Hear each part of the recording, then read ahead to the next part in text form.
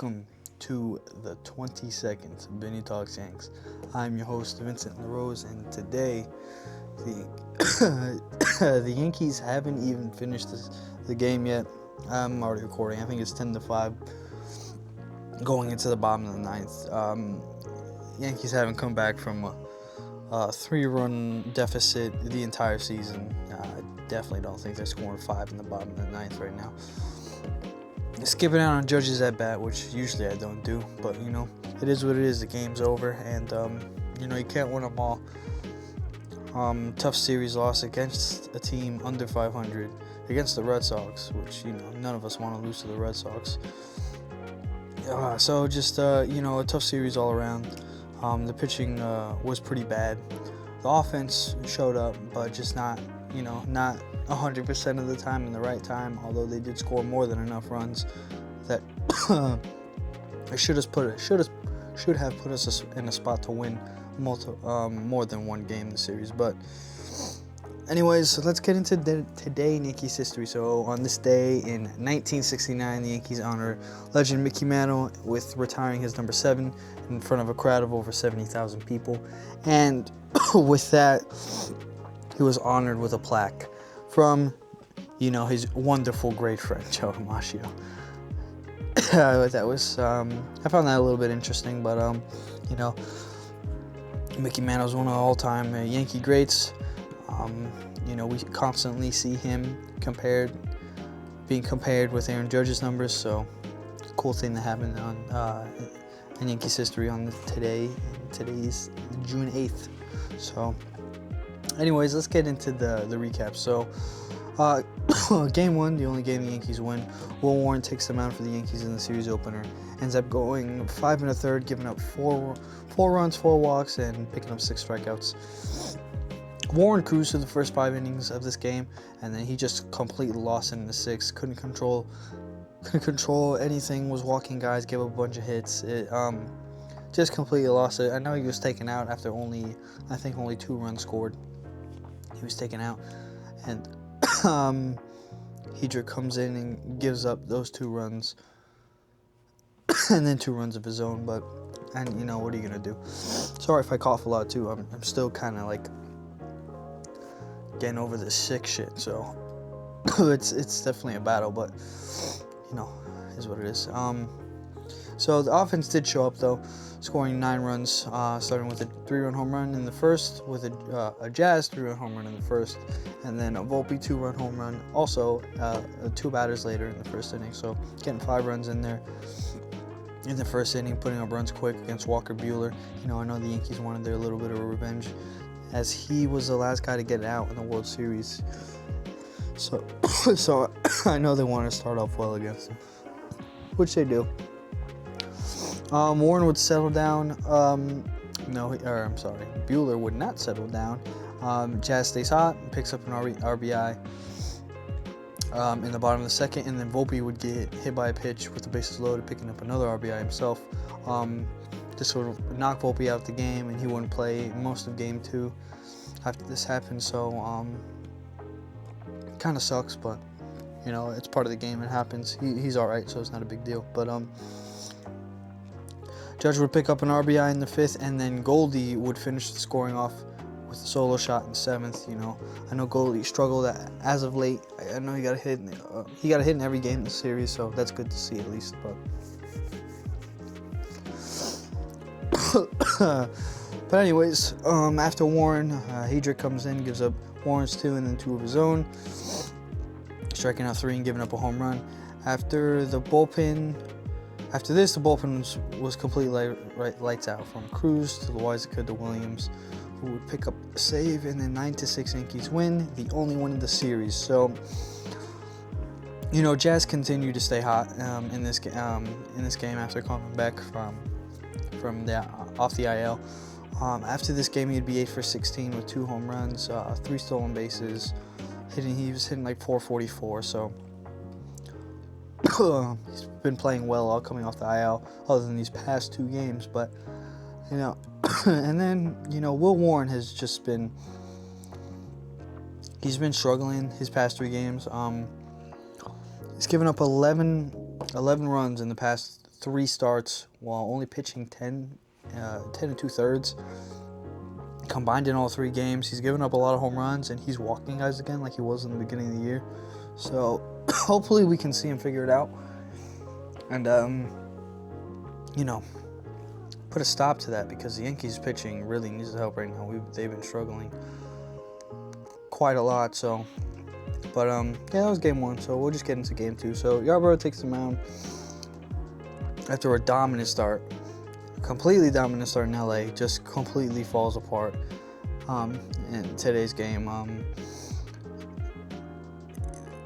It was tough, but he'd only be able to go 4 innings. He gives up 9 hits, 8 runs, 2 walks, and only striking out 3, putting the Yankees up in a huge hole quick. I know the Yankees got a 3-1 lead early with the Wells home run, so that would start the scoring as Wells hits a 3-run home run in the second off Crochet, and then would pick up another RBI in the 4th.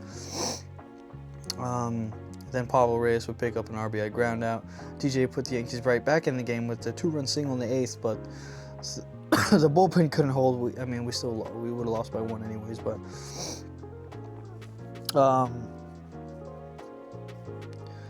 yeah, so it was tough. But De Los Santos comes in after Yarbrough. He goes 3 innings, doesn't give up a run, only gives up 1 hit and 2 walks. So De Los Santos actually came out and do his job, which is quite rare. And then Leiter would come out and hold the Sox again, and then Hamilton, who has also been struggling as of late, comes out, gives up 2 runs at the top of the 9th, right as the Yankees fight back, and kind of like diminished all of our hopes of coming back in this game winning, because like I said, Yankees haven't come back from a 3-run deficit of the entire season. Seems like they don't really have that comeback factor in them, I guess. But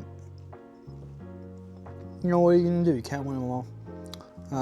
But like I said, Hamilton has been really bad. His over 5 ERA in the season, and he's given up 10 runs in his last 15 appearances. I know the walks aren't too bad, but the strikeouts really aren't as what they used to be when he first started throwing with the Yankees. And then, like I said, he's just been bad. But Wells starts to get hot, at least, as you'd like to see. He has 8 hits and 2 home runs in his last 25 at-bats, bringing the season at... Damn, man, I'm struggling today. I'm sorry, man. But he brings the season average up over 220 after being under 200 for the majority of the season. So you like to see it. We need guys getting hot. The offense is really not the issue right now. I know the Guardians series we didn't score any runs, but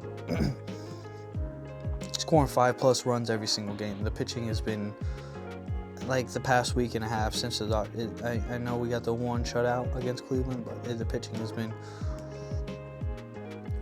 just struggling. I know you get 1 bad start from Fried and then 1 from Rodon, which is kind of odd, but like Warren has been struggling pretty bad. Yarbrough has mostly been good, but you get a bad start. It just seems like we're getting a lot of bad starts from quality pitchers lately. So it's not really helping us right now. So, but we'll get straight into game 3. So Rodon takes the mound, gives up 5 while giving up 2 home runs with 2 walks. I didn't even look at the final line. It looked like early season Rodon, where he would be just cruising. He'd give up 1 walk, 1 home run, and then that was it for him. He completely lost it. Just completely lost it. But Judge starts the offense off well with 2-run home run in the first. DJ would pick up a solo shot, and then Grisham would get a walk with the bases loaded, and then Jazz would hit a sac fly for 5 runs. Like I said, I didn't even watch the bottom of the 9th. This is just what I saw watching the game. So could score more. You never know. But in this game, bullpen continues to struggle as Hedrick and Cruz both give up a bunch of runs. Loizaga as well. Loizaga, I don't really know what's going on with Loizaga, honestly. He looks really good for 1 inning and then falls apart in the second. Stopped throwing him for 2 innings. It's like the 3rd time I've seen him go out for the second inning and get shelled. So probably should stop doing that, Aaron Boone. You suck, so you're probably not going to stop doing that. But anyways, it's just, since LA, the pitching has not been right at all. Schmidt has struggled. We get a bad start from Rodon today, bad start from Yarbrough yesterday. Bullpen has just been giving up runs in big spots lately. I know LA and Boston are good offensive teams, but you're never gonna win. You're not gonna win a World Series pitching like that, especially if you know you're struggling against good teams now. So, even Warren struggled against the Rockies. So I think they really need to go out and get another arm, bad. I know he should be coming back sometime soon, but Stroman coming back is not good enough at all. It's simply not good enough. So we'll see what happens. Hopefully they act on it, but we'll see. But anyways, those are the 3 games. We lose the series. Can't win them all. Sucks, especially against the Red Sox. You don't want to lose against the Red Sox. It's annoying, especially when a guy comes out and says he would rather retire than pitch for the Yankees when nobody even knew who he was until this start, I guess. But you got to put your name out somehow. So if you're gonna say some dumb shit like that, I guess say it when you're gonna play Yankees. But yeah, dude, I'm struggling right now. I'm gonna really rush through this one. So we got the injury updates.